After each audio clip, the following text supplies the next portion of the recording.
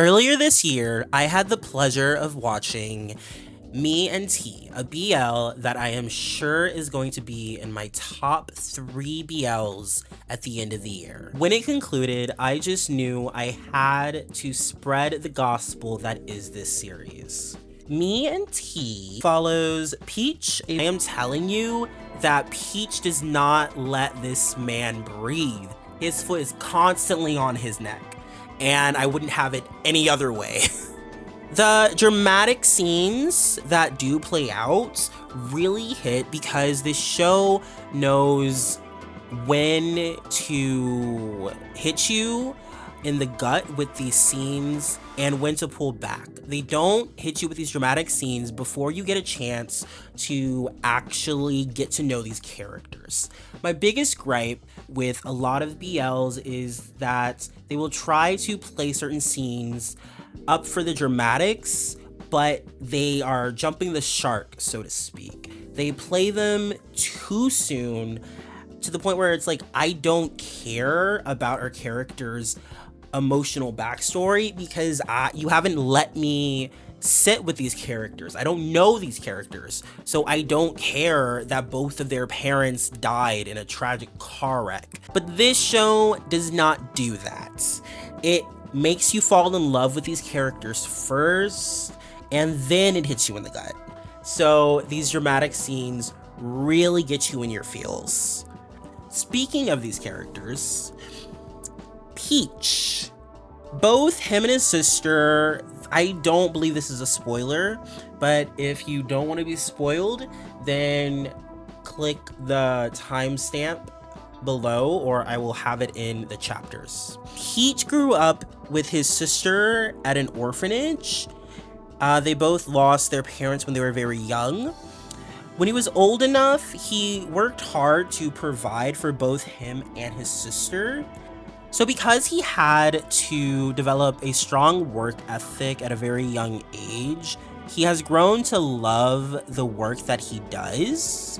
And he especially leans more into his work as he's gotten older, as his little sister doesn't need him as much anymore.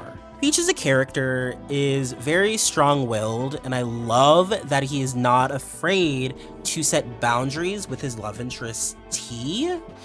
He is very level-headed, which complements T's tendency for the extreme.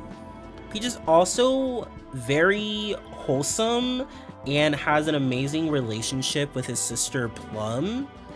And another thing I love about this show is that T does not get in the way of Peach and Plum's relationship. Peach is very clear that even though Plum might not need him as much, she still is a very important part of his life.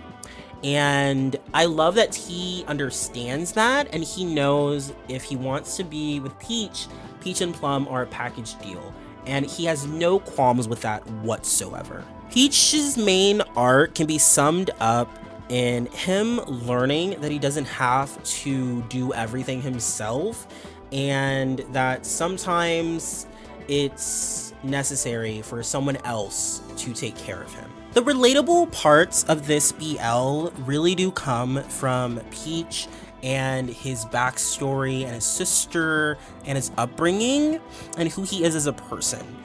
If any older siblings have been parentified and had to take care of their little siblings, you will relate so much with Peach. Now, if he is the relatable part of this BL, then T is where we get into the outlandish, absurd mafia tropes that this BL also delivers. When we first meet T, he is a eccentric CEO / Nepo baby. Also, he's the son of the mafia. So his story is not very relatable, but it is very touching, especially when we delve deeper into his backstory and when you find out why he is the way he is. it really puts you in your feels. They do an amazing job of making you care about this somewhat entitled, out of touch mafia heir. The ways that he is out of touch, they don't make you want to pull your hair out.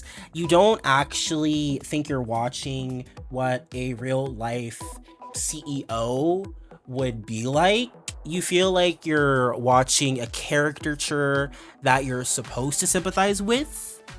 For example, one of his quirks is he gets all of his romance advice from soap operas and also ChatGPT. Like, ChatGPT is this man's best friend. It shows how isolated he is, and he has, later you find out, he has a huge trust problem, and a big part of that is his upbringing and his father, which I will not spoil for you because it really does do a lot of work in fleshing out his character, and I don't want you to be robbed of the surprises. T's personality is not only over the top, but it shifts drastically from one moment to the next. This makes him a difficult boss to work for, but luckily it seems that all of his personal staff are quite used to it, and it's almost like the staff sees him as a child. They all know he's emotionally stunted because of his upbringing, so they themselves give him a lot of leeway. At least that's how I interpreted it. So it didn't make me want to claw my eyes out and cuss him out for treating his staff so poorly. He honestly doesn't do anything majorly offensive or degrading towards his staff. Like, he's not depriving them of bathroom breaks so he can make more money. For example, there's a scene where he fires his bodyguard, who happens to be his real life best friend. So he does have a best friend. His best friend isn't just ChatGPT, but he does rely on ChatGPT way too much. There's a scene where he fires his bodyguard slash best friend, but the bodyguard just shrugs it off. And it's because it's a regular occurrence that he fires him. So his bodyguard knows that there's no actual heat behind his words. He knows when to take T seriously. He knows when an order is an order, and when T is just blowing off steam and being his overly dramatic self. So if the characters and universe aren't taking him seriously, then it helps me not take his actions so seriously as well.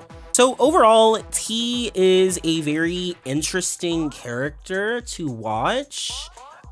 His character arc is becoming more of the world and not so naive, and standing up to his family, and what's it like to really feel loved and to love someone else, and what responsibilities that entails. Even though Peach is way more relatable, I find T's character arc and his growth much more compelling, and it's a lot more interesting to watch. And it's probably because he gets all the crazy mafia over the top tropes. Peach and T's relationship is quite wholesome despite all the guns and the violence and the, I have been saying absurdity far too much in this video, but despite the absurdity, their romance is quite fun to watch, and the emotional beats never fail to make you cry. The progression of T and Peach's romance was paced perfectly. Nothing felt too premature and nothing felt drawn out. Every emotional milestone hit that much harder because it felt like it was the right time. Both of them are learning how to be in a relationship for the first time, and that is on full display. There are many bumps in the road, and each time they come at it as a unit Never once do you think that this bump is too big for them to overcome. And you don't just feel that way because you know you're watching a BL, so you know they're going to end up together in the end. The show does a very good job at tackling challenges that would normally occur in a relationship like this. Both of them grew up very different from each other, and they both have different conflict resolution styles, and each of them have to face the facts that their conflict resolution styles need to change if they're going to be with each other. And I'm okay with this because it doesn't feel like they're changing core aspects of who they are, but they're changing how they tackle situations to best fit each other. So they're growing together, and it doesn't feel like they're growing apart or like they're changing something fundamental about themselves. They really do complement each other, and by the end of this BL, you're so happy that they found each other. You know that their lives are better together than they are apart. I wish that could be said for the rest of the couples in this BL, but unfortunately, that is not the case. These side couples in this BL are, in one word, for the confusion. Now, let's get into the first side couple, which I absolutely loathe, which is Taiwan and Aaron. Now, Taiwan was the model in the beginning of the first episode that Peach saves from T's unwelcomed propositions. At the beginning, Taiwan has just broken up with his very controlling, jealous ex, Aaron. Aaron became jealous of Taiwan and Peach's relationship, even though they both have repeated that they only see each other as brothers. Aaron did not care and continued to exhibit very abusive traits and continued to be very controlling towards Taiwan. So it's very understandable why Taiwan broke up with him. And at first, because they did such a good job depicting Aaron as the villain, not only in Taiwan's story, but the overarching story as well, you think that they are going to do something very subversive and unique and make the first side couple's story not a love story, but a cautionary tale about abuse and getting out of a relationship you know is no longer serving you. But unfortunately, that is not how they chose to take Taiwan and Aaron's character arcs and stories. As Taiwan and Aaron's story continues to unfold throughout this BL, it becomes very apparent that the writers want Taiwan and Aaron to end up together by the end of the series. Now, if you're unfamiliar with BL, then it might not be so apparent that Taiwan and Aaron will end up together by the end of it.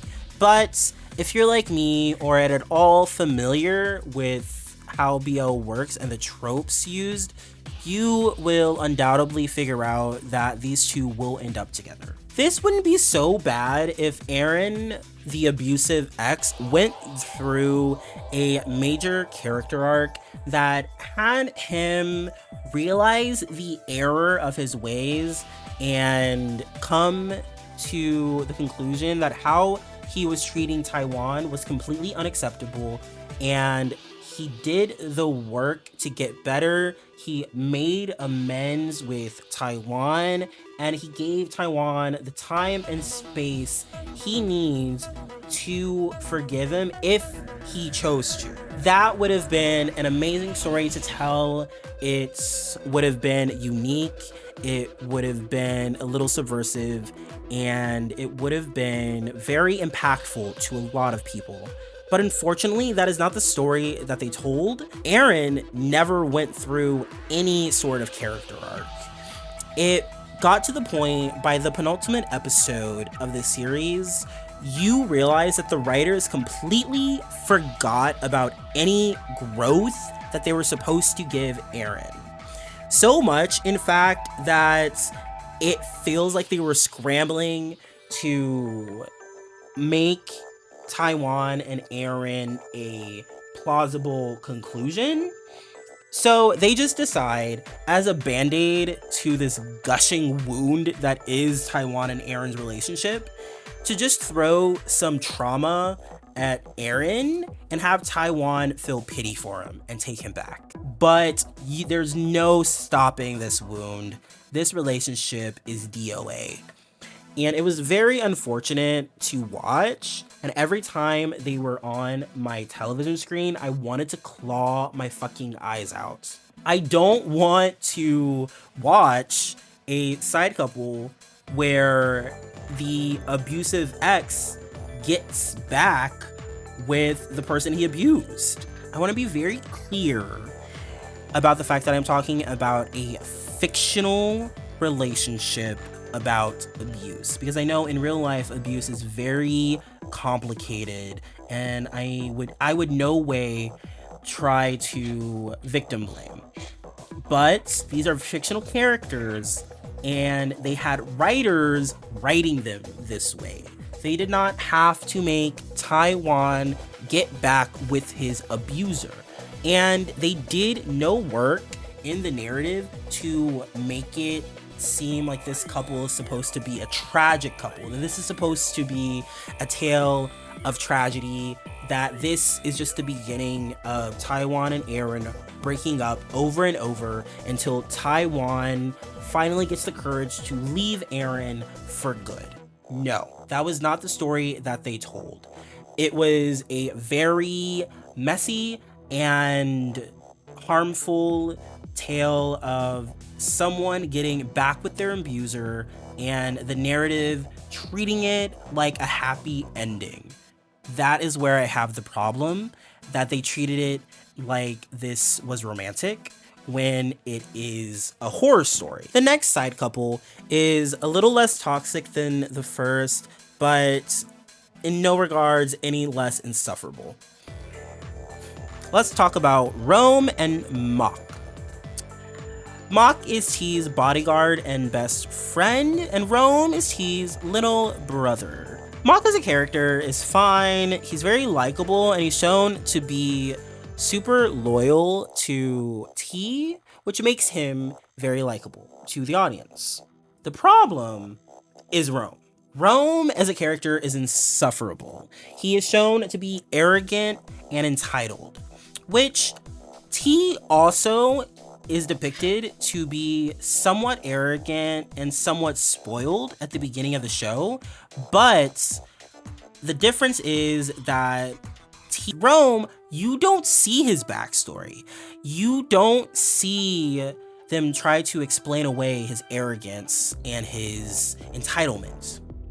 I understand why he is part of the side couple. He is not a main character, so they're not going to give him the same screen time that they would T. That's understandable. What is not understandable is making him unlikable and not explaining to me why he's that way. So in the end, he just comes off as a dick. Mok and Rome's dynamic can be explained by Rome constantly hitting on Mok and Mok denying his advances because he works for T, Rome's brother. And therein lies the issue. This is essentially a boss-employee romance, and I do not rock with those types of relationships because I don't like the inherent power imbalance that comes from that.